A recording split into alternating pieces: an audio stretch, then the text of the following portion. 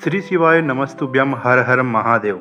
दोस्तों आज बात कर व्रत के बारे में। दोस्तों इस बार 24 घंटे का होने वाला है जितिया व्रत। आज के इस वीडियो में जानेंगे कि पारण का समय, शुभ मुहूर्त, साथ ही जितिया व्रत करने की सावधानी, आपको कुछ सावधानियों की आवश्यकता होती है, साथ ही व्रत के नियम और साथ ही पूजा विधि के बारे में आज के इस वीडियो में जानने वाले हैं।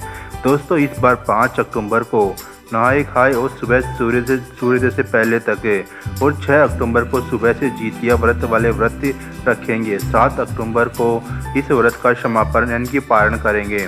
हिंदू धर्म में जितिया व्रत का बहुत बड़ा महत्व दिया गया है। वहीं इस व्रत को महिलाएं निर्जला उपवास रखकर अपने पुत्र प्राप्ति या पुत्र की लंबी दीर्घायु के लिए करती है। इस व्रत नहाए खाए से शुरू होकर के सप्तमी, अष्टमी और नवमी को समापन किया जाता है। ऐसे में इस बार का जितिया व्रत कम समय पड़ने के कारण व्रतियों को राहत मिलेगी। इस बार जितिया व्रत की शुरुआत 5 अक्टूबर से 7 अक्टूबर तक चलने वाली है। दोस्तों जितिया व्रत महिलाएं अपने पुत्र की लंबी दीर्घायु के लिए करती है। उन्होंने कहा कि जितिया व्रत में व्रती महिलाएं अष्टमी का निर्जला व्रत रख कर के उपवास करती है। दोस्तों जितिया व्रत सप्तमी से शुरू होकर के नवमी को समाप्त हो जाता है। दोस्तों 5 अक्टूबर को नहाए खाए और सुबह सूर्योदय से पहले तक है और 6 अक्टूबर को सुबह से जितिया व्रत वाले व्रत रखेंगे। 7 अक्टूबर को सुबह के 10:32 पर व्रत का समापन कर पारण करेंगे। 6 तारीख को सुबह के 9:34 तक सप्तमी है, इसलिए सूर्योदय के मुताबिक जितिया व्रत का सुबह से ही होगा। सुबह से लेकर के अगले दिन 7 तारीख तक के 10:32 तक उपवास का समापन करेंगे। वहीं इसका व्रत अष्टमी का होता है। दोस्तों मिथिला पंचांग के अनुसार यह निर्धारित समय दिया गया है। हालांकि उन्होंने कहा कि अलग अलग जगहों पर समय का अंतराल हो सकता है, लेकिन मिथिला पंचांग के अनुसार यही निर्धारित समय है। उन्होंने कहा कि जितिया व्रत को जीवित पुत्रिका व्रत के नाम से भी जाना जाता है। इसमें जीवित वाहन देवता की पूजा की जाती है। यह पूजा संतान सुख और संतान प्राप्ति या संतान की मनोकामना के लिए व्रत किया जाता है। वहीं विवाहित स्त्रियां यह व्रत करती है।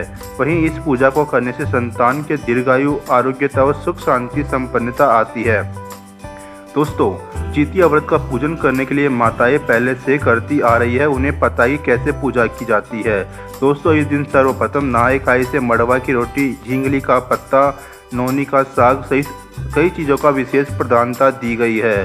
दोस्तों यह व्रत 7 अक्टूबर को 10:32 के बाद शरबत ले सकते हैं या कोई मीठा जल ले सकते हैं, जिससे आपके शरीर में एनर्जी का लेवल बना रहे। हिंदू धर्म में संतान की माता जितिया व्रत को खूब मानती है।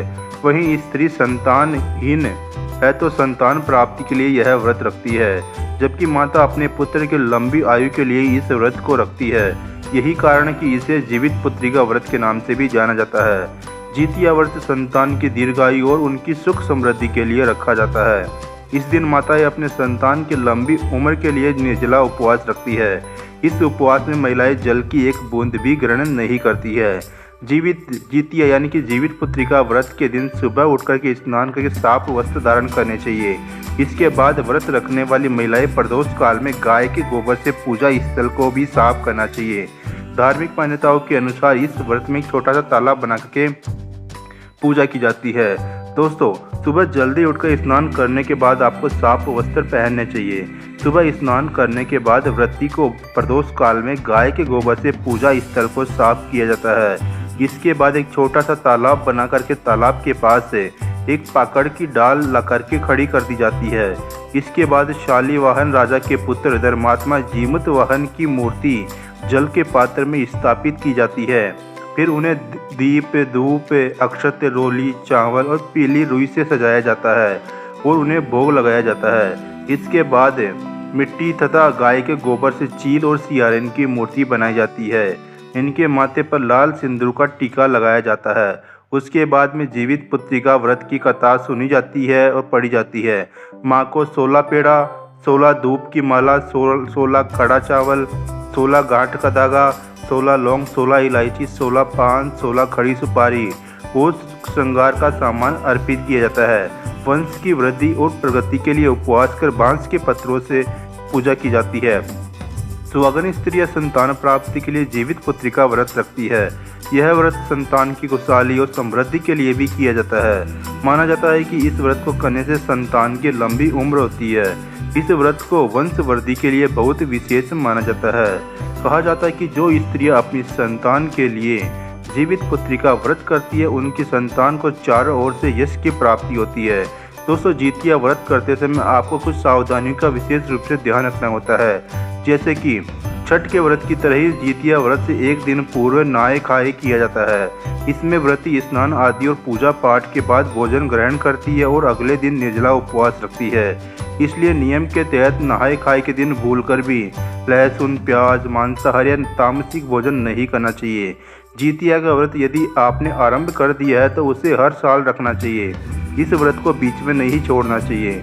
माना जाता है कि पहले सास इस व्रत को करती है, उसके बाद घर की बहू द्वारा यह व्रत किया जाता है। अन्य व्रत की तरह जितिया के व्रत में भी ब्रह्मचर्य का पालन करना आवश्यक हो जाता है। इसके साथ ही मन में भी किसी प्रकार का बैरभाव नहीं रखना चाहिए। इस दौरान लड़ाई झगड़े से भी दूर रहना चाहिए।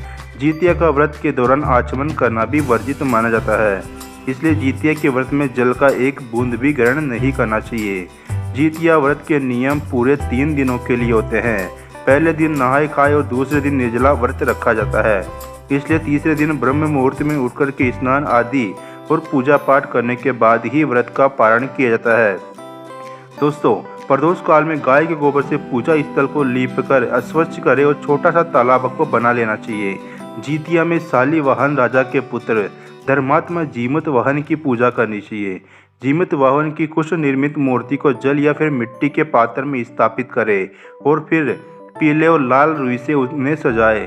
धूप, दीप, अक्षत, फूल, माला से उनका पूजन करना चाहिए।